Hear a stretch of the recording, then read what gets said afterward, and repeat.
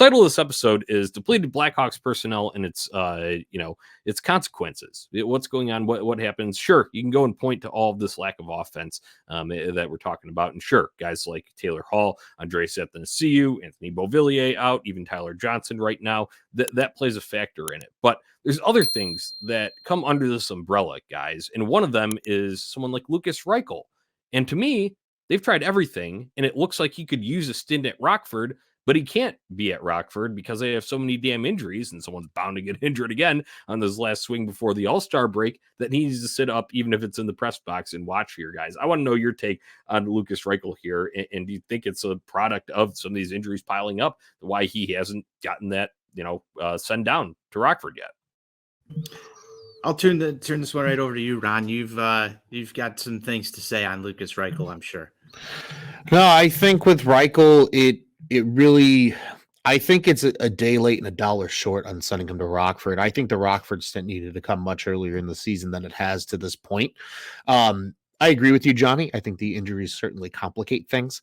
It forces the team to keep him up because he has a healthy body and there is potential there, but he's gotten into such a funk. And I know we've talked about it separately between the three of us, not on the microphones and on the airwaves, of just the lack of confidence, the lack of kind of that swagger that he had even at the end of last season when he was playing really well with guys like Philip Kurashev and Andreas Athanasiou. It looks like that spark is missing. And to me right now, the best thing he could possibly get is going to Rockford and dominating at the AHL level like he did a season ago. But unfortunately, just because of the numbers game, and I think there's part of it that the coaching staff maybe is concerned that maybe he won't take it the right way. Maybe he'll take it as a demotion because he hasn't played well. And they swore that he was NHL ready this year. And I think he was. Kyle Davidson swore, not Luke Richardson. True. And I think, though, to a point, I think he was. I think, though, it was also under the circumstances that he wasn't going to be a center. And that whole experiment took 15 games to figure out. Then they moved him to the wing, and then everybody was gone. Every skilled player. You even look at last year, right? Everybody's like, "Oh, well, Lukas Reichel carried that line with Athanasiou and Kurashev." Did he? I think they just gelled well together because they were all what now we are seeing with guys like Philip Kurashev, very skilled offensive players. And Andreas Athanasiou ended up leading the team in points after the departures of Patrick Kane and Max Domi a year ago. So I think it's a timing game this year for Reichel.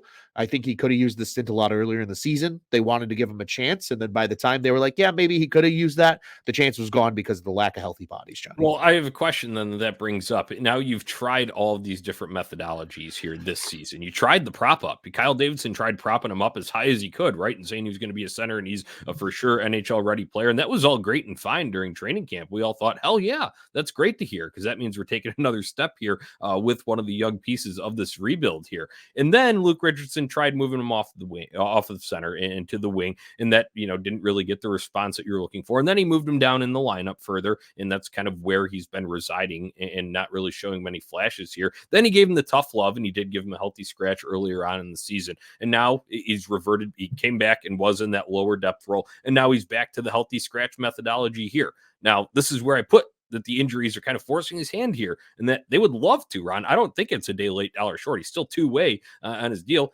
He could go down to Rockford, and I think it's necessary for him if they rectifying the issues that Luke Richardson talks about here. I think it should happen if Tyler Johnson and a couple of these other names come back at some point here. I would like to see it, and I don't think that rehashing the methodology already played out early on in the season is going to do any other sort of response. And this is the last resort in my mind. Agreed. I didn't mean day late, dollar short in the sense they physically can't. A day late and a dollar short of it just right now doesn't make sense because there's not enough healthy bodies in the lineup. I mean, right. No offense to these guys because they've played in the AHL, but like when your big scramble moves when Bedard and Foligno get hurt are going to get Rem Pitlick and Zach Sanford off of waivers because you're just praying to God there's a healthy, dressable body.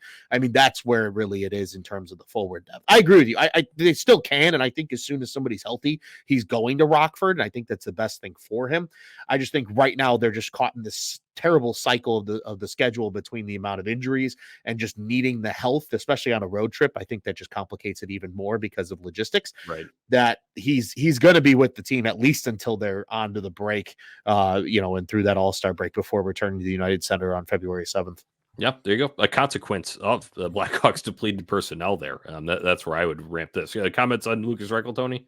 Yeah, I mean, Johnny, you and I talked a little bit about this on the last show, but I agree with you guys. My question would be for both of you: if he does go down, do you see him making his way back to the NHL this year?